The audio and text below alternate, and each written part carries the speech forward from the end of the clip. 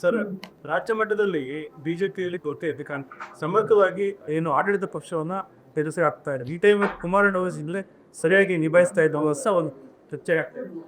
ಈಗ B J P ಪಕ್ಷದಲ್ಲಿ ಸಮರ್ಥವಾಗಿ ಕೆಲಸ ನಿರ್ವಹಣೆ ಮಾಡತಕ್ಕಂಥವ್ರು ಭಾಳ ಜನ ಇದ್ದಾರೆ.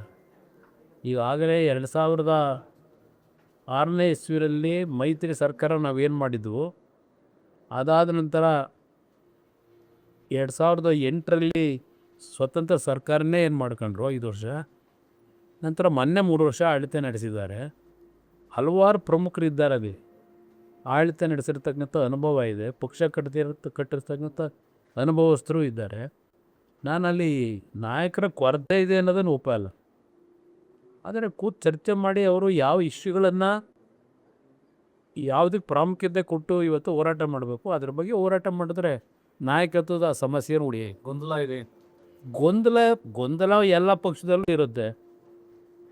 ಬಹುಶಃ ಕೇಂದ್ರ ಸರ್ಕಾರದಲ್ಲಿ ಇವತ್ತು ಕೇಂದ್ರದ BJP ಹೈಕಮಾಂಡ್ನಲ್ಲಿ ಈ ಗೊಂದಲ ಸರಿಪಡಿಸ್ತಕ್ಕಂಥ ಸಾಮರ್ಥ್ಯ ಇರ್ತಕ್ಕಂಥ ನಾಯಕರಲ್ಲಿರೋದ್ರಿಂದ ಅವರು ಗೊಂದಲಕ್ಕೇನು ಅಂತ ದೊಡ್ಡ ಡ್ಯಾಮೇಜ್ ಆಗೋದಿಲ್ಲ, ಸರಿಪಡಿಸ್ತಾರೆ. 78ಕ್ಕೆ ನಾವು ಮುಖ್ಯಮಂತ್ರಿ ಆಗೋ ವಿಚಾರವಾಗಿ ಕೂಡ ಕೆಲವು ಬಿಜೆಪಿ ನಾಯಕರು ಆಕ್ಷೇಪ ವ್ಯಕ್ತಪಡಿಸಿದ್ದಾರೆ.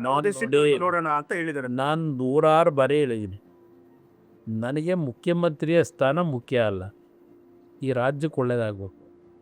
ಈ ರಾಜ್ಯದಲ್ಲಿ ಏನೊಂದು ಕೆಟ್ಟ ವಾತಾವರಣ ಇದೆ, ಹಲವಾರು ರೀತಿಯಲ್ಲಿ ವ್ಯಾಖ್ಯಾನ ಮಾಡ್ತಾರೆ ಪದ ಬಳಕೆಯ ಈಗಿನ ಸರ್ಕಾರದ ಬಗ್ಗೆ. ಜನಗಳ ವಾತಾವರಣ ಏನಿದೆ ಅನ್ನೋದು ಗೊತ್ತಿದೆ. ಅವ್ರು ಏನೇ ಹೇಳ್ಕೋಬೋದು, ನಾವು 5 ಗ್ಯಾರಂಟಿ ಕೊಟ್ಟಿದ್ದೇವೆ, ನುಡಿದಂತೆ ನಡೆದಿದ್ದೇವೆ, ಇದು ಏನೇ ಹೇಳಿದ್ರು ನಾನು ನೋಡಿದಾಗೆ ಸಾರ್ವಜನಿಕರಲ್ಲಿ ಇವತ್ತು ಭಾಳ ಈ ಸರ್ಕಾರದ ಬಗ್ಗೆ ಒಂದು ರೀತಿ ಆಕ್ರೋಶವೂ ಇದೆ, ಅಸಮಾಧಾನವೂ ಇದೆ. ಅದರಿಂದ ಇಲ್ಲಿ ಇಂಥ ಕೆಟ್ಟ ಸರ್ಕಾರ ಹೋಗ್ಬೇಕು. ಇವತ್ತು ಎಲ್ಲಿಗೆ ಬಂದಿದೆ ಪರಿಸ್ಥಿತಿ ರಾಜ್ಯದಲ್ಲಿ? ನಿಮ್ಮ ಚುನಾವಣಾ ಆಯೋಗದ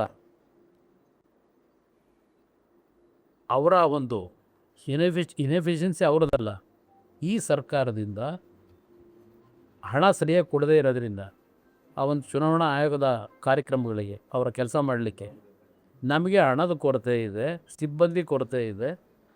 ಚುನಾವಣೆನ ನಾವು ಇಮ್ಮಿಡಿಯೇಟಾಗಿ ಜೂನ್ ತಿಂಗಳಿಗೆ ನಡೆಸಲಿಕ್ಕಾಗಲ್ಲ, ಸೆಪ್ಟೆಂಬರ್ವರೆಗೆ ನಮ್ಗೆ ಅವಕಾಶ ಬೇಕಾಗುತ್ತೆ ಅಂತೇಳಿ ಯಾತಿಗೆ ಅವ್ರು ಹೋಗಿ ಅಫಿಡವಿಟ್ ಹಾಕೊಂಡವ್ರೆ. ಅವರೇ ಹೇಳ್ತಾರೆ, ನಾವು ಮಾತಾಡೋದು ಬಿಡಿ ವಿರೋಧ ಪಕ್ಷಗಳು. ಒಬ್ಬ ಚುನಾವಣಾ ಕಮಿಷನರು ಅವರ ಕಚೇರಿಯಿಂದ ಲಾಯರ್ನಿಟ್ಟು ದುಡ್ಡಿಲ್ಲ, ಇವತ್ತು ದುಡ್ಡಿಗೆ ಕೊರತೆ ಅಂತ ಹೇಳಿ ಅಲ್ಲಿ ಹೋಗಿ ಅರ್ಜಿ ಹಾಕೊಂಡವ್ರ ಸೆಪ್ಟೆಂಬರ್ವರೆಗೂ ಚುನಾವಣೆ ನಡೆಸೋಕ್ಕಾಗಲ್ಲ ಅಂತೇಳಿ. ಅಲ್ಲಿಗೆ ಈ ಸರ್ಕಾರದ ಪರಿಸ್ಥಿತಿ ಎಲ್ಲಿಗೆ ಬಂದಿದೆ? ಕುಡಿಯೋ ನೀರು ಹಲವಾರು ಕಡೆ ಹಾಹಾಕಾರ, ಕುಡಿಯೋ ನೀರಿನ ಪರಿಸ್ಥಿತಿ ಇವತ್ತು ಬಿಗಡಾಯಿಸಿದೆ. ಏನು ಕ್ರಮ ತಗೊಂಡಿದ್ದಾರೆ? ಈಗ ಅದೆಂಥದ್ದು 45 ಕೋಟಿ ರಿಲೀಸ್ ಮಾಡ್ತೀವಿ ಅಂತಾರೆ. ಆ 45 ಕೋಟಿ ರಿಲೀಸ್ ಆಗೋದು ಎಲ್ಲೆಲ್ಲಿ ನೀರಿನ ಸಮಸ್ಯೆ ಇದೆ ಅದನ್ನು ಕುಡಿಯೋ ನೀರಿಗೆ ಕೊಡ್ತಾರೋ ಇಲ್ಲ ಯಾರಾದರೂ ಪಾಕೆಟ್ ತುಂಬಿಸ್ಬೇಕಲ್ಲ, ಅದಕ್ಕೆ ಅದನ್ನು ಆ ಅಕೌಂಟ್ಗೆ ಹೋಯ್ತದೋ. ಸದ್ಯ ಯಾವುದೋ ಚುನಾವಣೆ ಎಲ್ಲ ಮುಗಿದವೆ, ಸರ್ಕಾರದ ದುಡ್ಡನ್ನು ಚುನಾವಣೆ ಬೆಚ್ಚಕ್ಕೇನಾದ್ರು ಟ್ರಾನ್ಸ್ಫರ್ ಮಾಡಿಬಿಟ್ರೆ ಏನು ಹಿಂದಿಂದ ನಡ್ಕೊಂಬಂದಿದೆಯಲ್ಲ ಈ ಸರ್ಕಾರದಲ್ಲಿ. ಸದ್ಯ ಆಗಕ್ಕೆ ಚುನಾವಣೆ ಇಲ್ಲದೇ ಇರೋದಿದೆ ಅನ್ನೋದು ಜನ ಬದುಕ್ಬೋದೇನೋ ನೋಡೋಣ. ಸರ್, ಒಂದು ಕಡೆ ಮೇಕೆದಾಟು ಬರಬೇಕು ಅಂತೇಳಿ ಪಾದಯಾತ್ರೆ